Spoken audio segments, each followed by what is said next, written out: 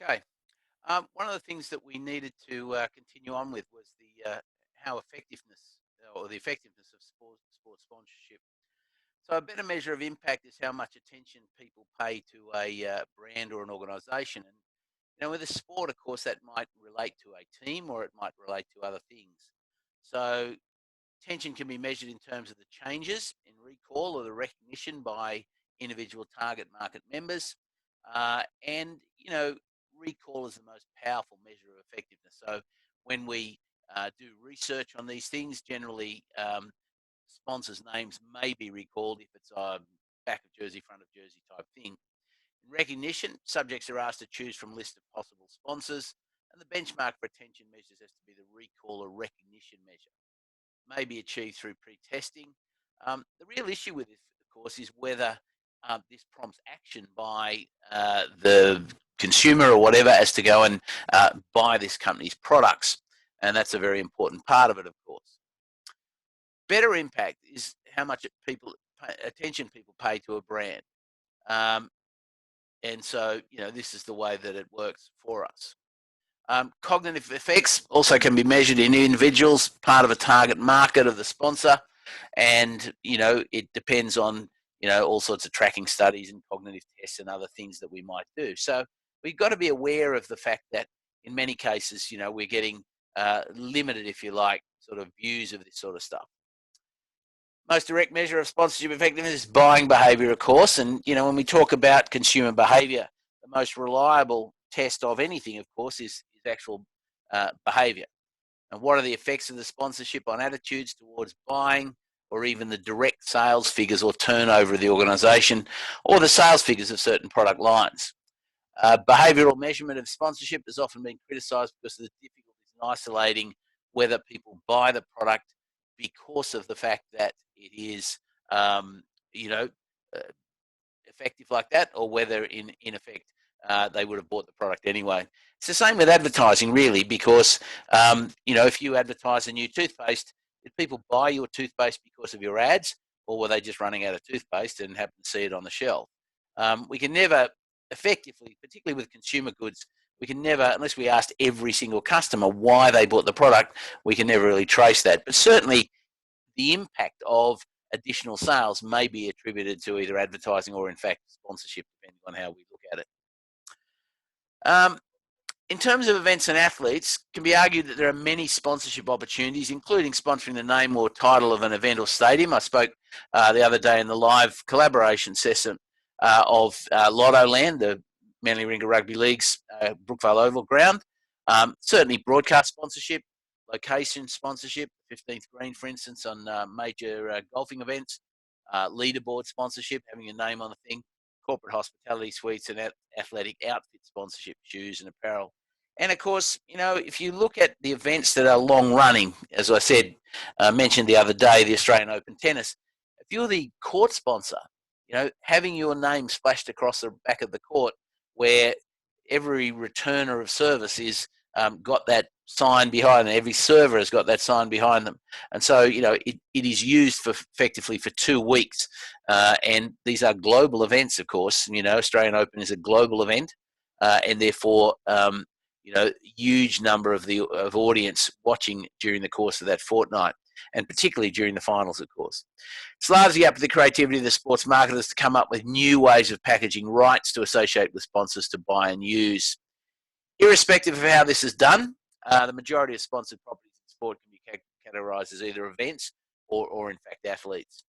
The sponsor effect model, it's been noted that the formulation of specific sponsorship objective is critical when selecting the right sponsorship entity, in turn affecting the different measures to be used when assessing the effectiveness of the sponsorship partnership.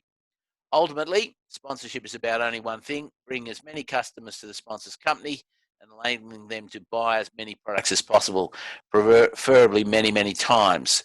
And so it really is about, in some cases, it's about awareness initially, but eventually it comes down to volume of additional sale.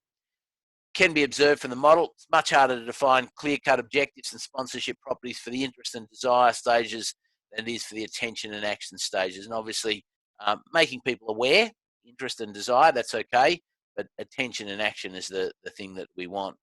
All these issues are summarised in 14.1, and the model can be used by sponsors and sponsees to assist them in planning and executing. Now, it's fairly small print here, so you probably need to have a look at this closer on your screen.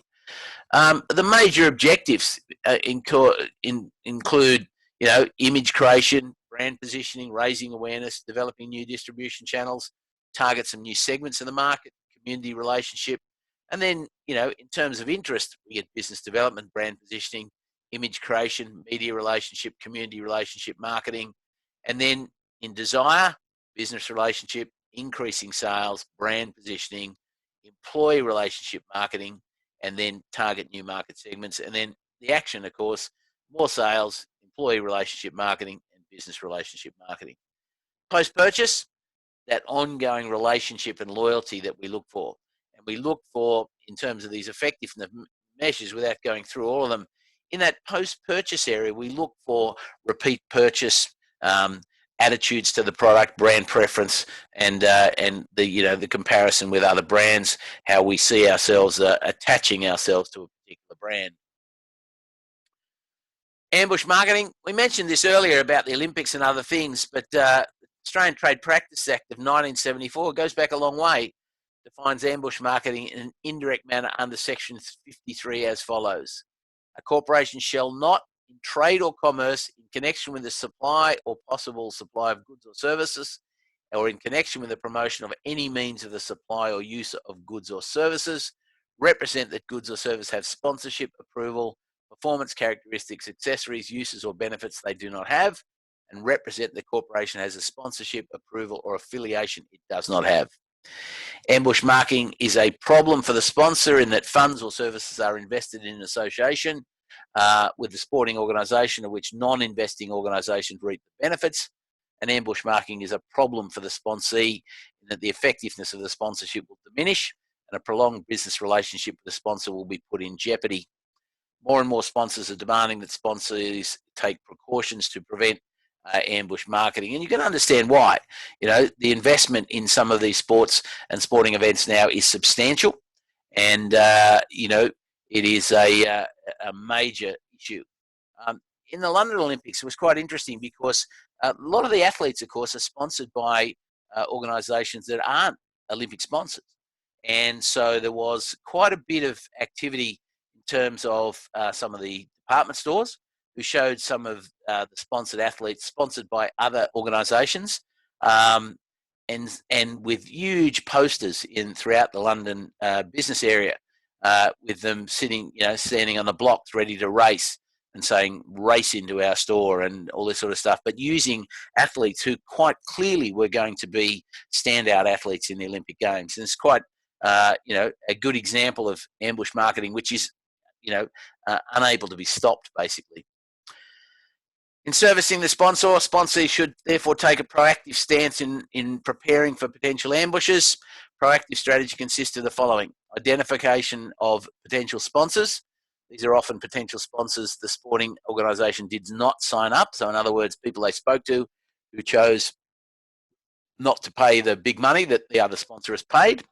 Identification of the commercial value of the sponsorship, which benefits the sponsee can deliver, and how potential ambushes can obtain these benefits without being involved as a sponsor. Detailed contracts, including exclusivity rights. The Olympic ones are the tightest ones in the world. And joint sponsee counteract strategies, which determine how sponsor and sponsee will react in terms of public relations, advertising, buying media, and other things. So, there are tools we can use to minimise the impact, but, that's the way that it goes. In terms of public relations, we mentioned this earlier, that it's a proactive activity now, a positive activity. Public relations program of action might help the promotion and marketing activities to become more successful. In general, the following broad public relations objectives can be formulated to support promotion and marketing objectives. Got to earning understanding and acceptance for organisational activities, explaining certain behaviour of the company, educating and informing the public, raising awareness for the organisation or new products, creating trust in the organisation, and creating goodwill. And there's multiple different ways for us to do this, not the least of which is creating public opinion based on the activities that we define and bring to the marketplace. So CEDL defines an attitude as an evaluation people make about specific problems or issues. A public then is a group of people who share an evaluation about a specific problem or issue. When certain group attitudes become important and strong enough, they turn into opinions, and opinions about certain issues can lead to behaviour. And we've only got to look at what happened with Nike in the sweatshop issues in the early 1990s, and people in the end stopped buying their shoes, and that's a very negative environment for a sports footwear company. Often public relation activities will go beyond direct communication with the target market, aiming to positively influence the wider public opinion. And so Brassington and Petit list the following publics that apply to most organisations. Certainly the commercial, customers, suppliers and competitors, authorities, government, trade associations, regulatory entities, financially investors and the shareholders, the media, the print, visual and audio and internet, internal, employees, unions and members, and the general, which is the community, the local and the broad and pressure groups. And so, these are the publics that we need to engage with at any one time. Proactive public relations can be defined as a planned effort to influence public attitudes in order to create favourable opinions. Creating favourable opinions in order to boost sales, to enhance an image, or to raise awareness for the organisation can all be the broad objectives of proactive public relations. When you talk about companies, doing this sort of stuff, bringing information about their new products into the marketplace, the things that those products will do for people. If you look at companies, the pharmaceutical companies are always announcing their new drugs into the marketplace and other things. As an integrated part of the overall marketing effort of an organisation, it supports the achievement of our marketing objectives. So it helps us gather towards, our final sales targets.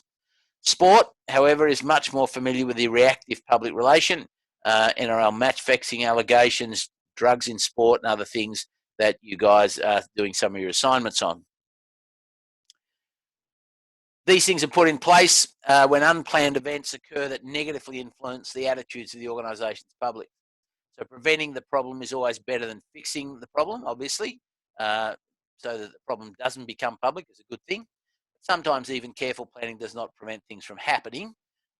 Sporting organisations, their athletes receive high-level attention from the media and hence are more likely than other organisations or persons to become involved in crisis situations.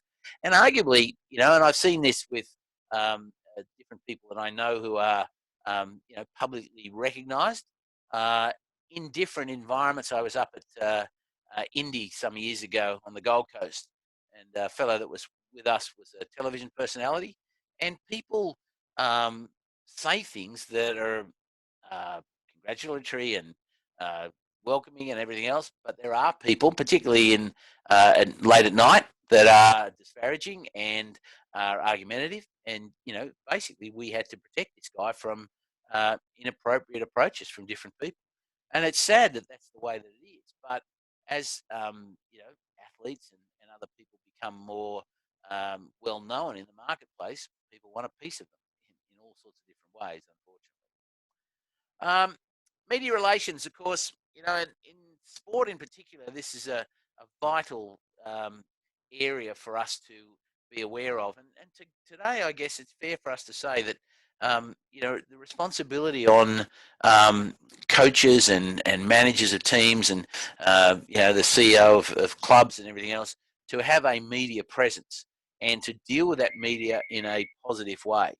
It's absolutely essential that is what we do, because otherwise the media will turn against us. So it's the task of the sports marketer to influence public opinion in order to create a favourable image of the sporting organisation. In the decade of globalisation and booming communications technology, the media communicating to a global mass audience are unequivocally the most powerful means of influencing public opinion. So if you get them on side, they can post good stories about you. And of course, you only got to look at the papers, the number of pages that are dedicated to the sports section, every day, virtually covering off something about every different team. It's important that we have a good relationship so that we can, and when things go wrong, so that we can get on the front foot and try and cover those things as quickly as possible with the media. Sports organisations, of course, receive a lot of free publicity, which can be bad because the content and timing of this free publicity cannot be controlled. Um, but it's also good, obviously. We get free publicity. That's an excellent thing. You just got to make sure it's good publicity. Now, there's people who have said in the past that any publicity is good publicity.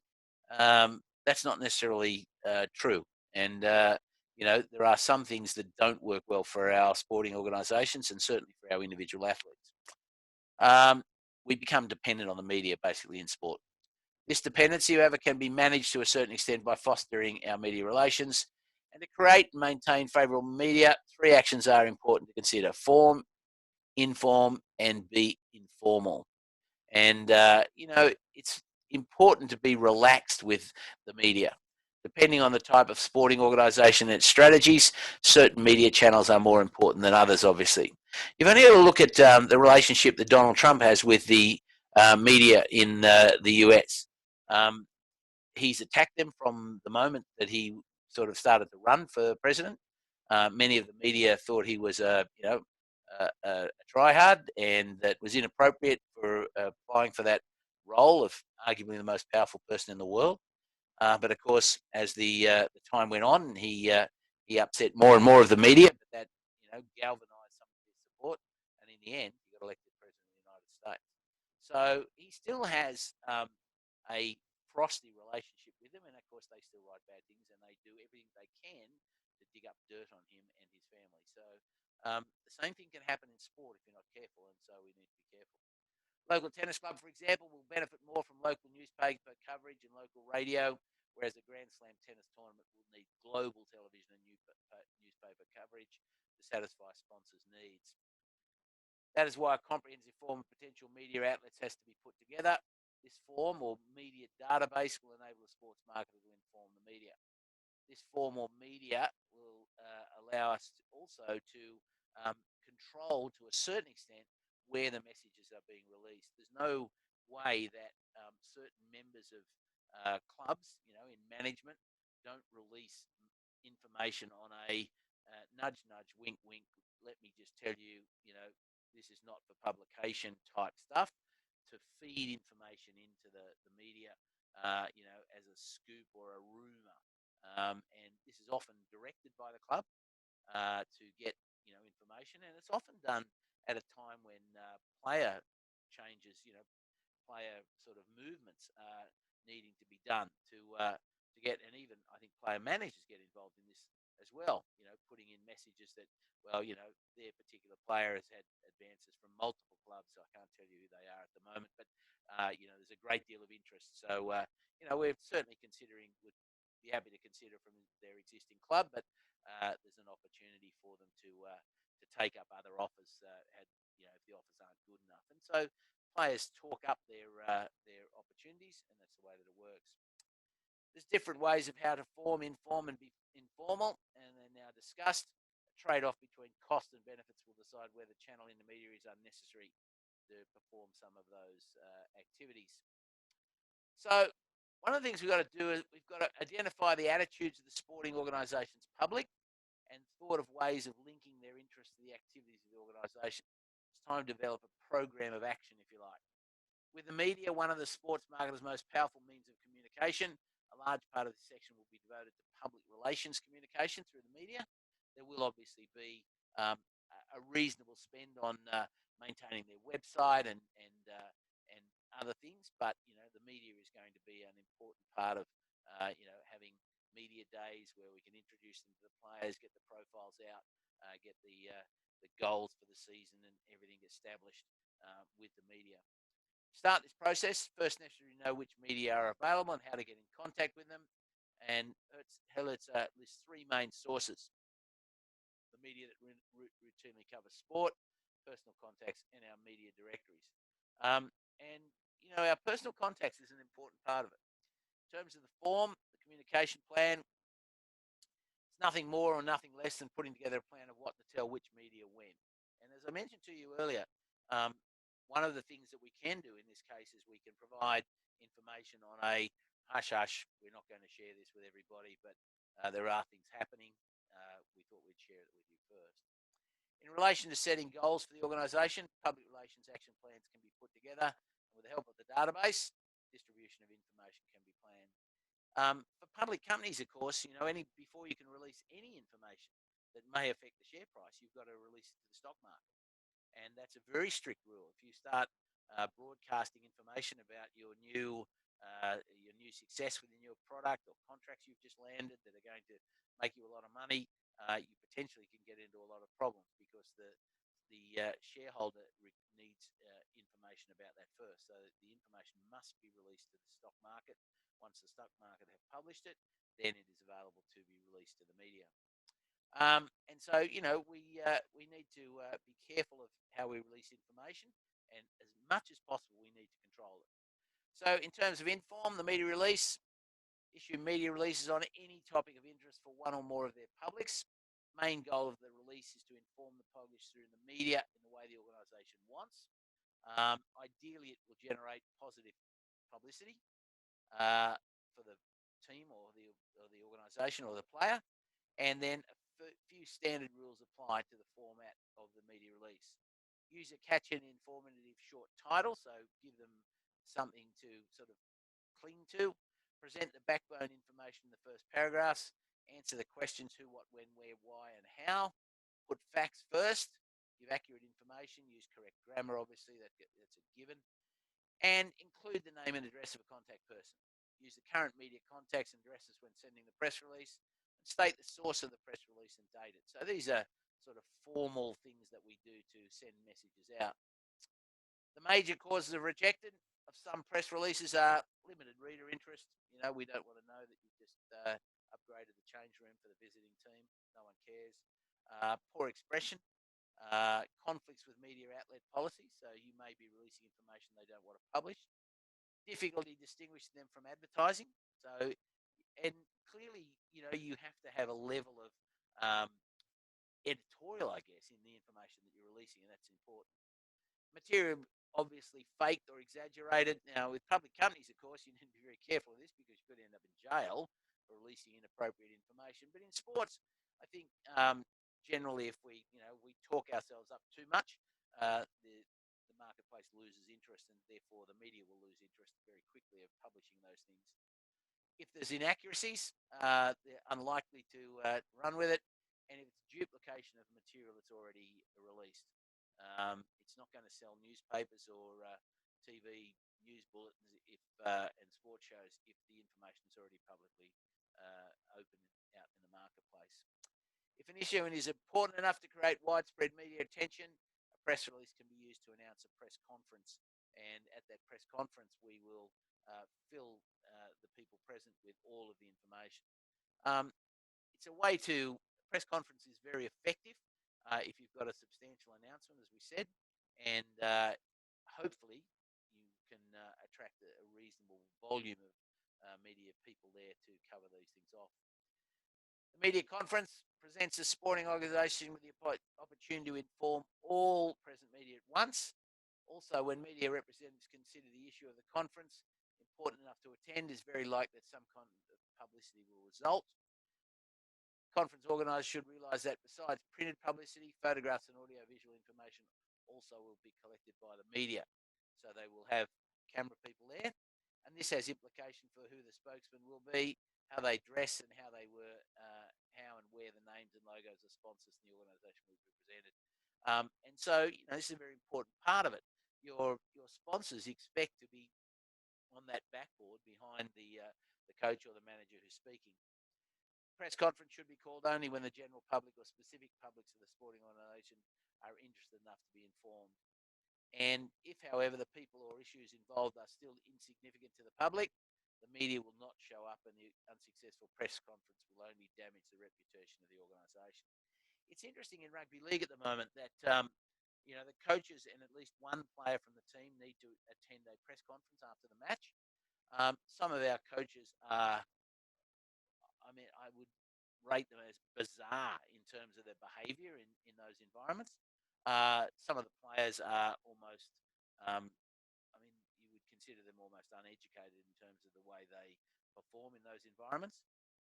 And so, realistically, you need to be careful of the people you put out to speak in front of people. I will say, if you want an example of people who can present themselves very well, you've only got to look at the golfers and the way that they present themselves. And of course, the interesting thing is, and for you young athletes, this is an important point. Um, if you're good at the media part, you will be put out there on a regular basis to talk about what happened in the match and you'll be interviewed about what your prospects are for this season and all those sorts of things. These things often lead to careers after your time in the sport. And so, improving your skills in terms of your media presence is a vital part of what you do. At university in business courses, I hammer students about public presentation. I put it in all of my courses that it's a marked part of it. In some programs, they present 3 times in a semester, individually and as a group. 2 or 3 times as an individual, as well as a group. They have to make videos and all these sorts of things. This is an expectation now in the business marketplace. And in the sporting marketplace, it gives you a profile if you're able to speak in front of people.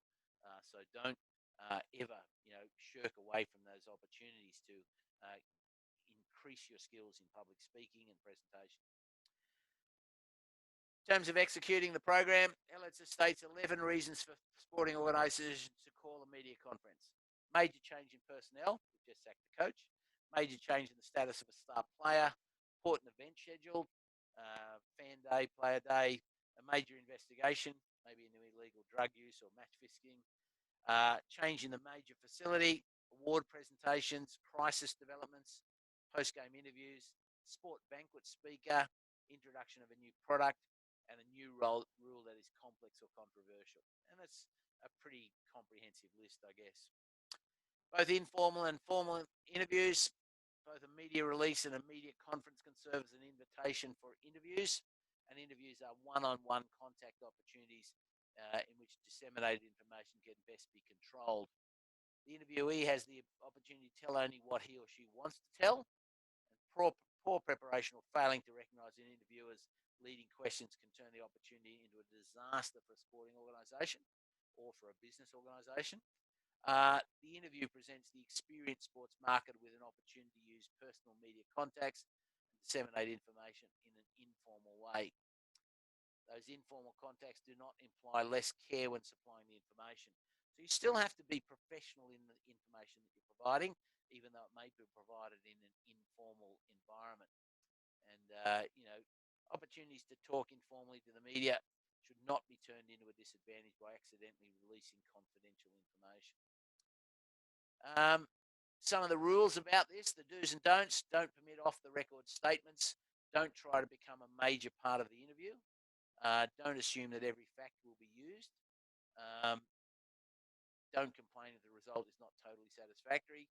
Do pick the best spokesman. This just goes without saying, and as I said to you, may lead to opportunities after your sports career is finished. Do try to limit the subject to areas where your spokesperson is an authority. Do rehearse fully. Do provide suggested quotes, anecdotes, and statistics that can be used, and provide them in paper format so that people that are interviewing you can take them away. Do select the site where the spokesperson will be most comfortable. Do provide the press with a full background. Do keep every promise to supply supplementary information. And do show your appreciation in a letter. It's even better than a call. And these days, of course, that would be an email that you would send out. Inform, public publicity, according to Belch and Belch, refers to the generation of news about a person, product, service, for organisation that appears in a broadcast or print media at no cost, which is a good thing. Although not every public relations effort necessarily has to result in news appearing in broadcast or print media, can be an effective and efficient means of public relations. And as a subset of the overall public relations exercise, planning and executing a program of action often leads to the generation of publicity, which is what we want. Over a period of time, we generate what we would call a reputation as a result of the effectiveness of our interaction with internal and external publics. An excellent reputation management can lead to significant competitive advantage, particularly for things like sponsorship and other things.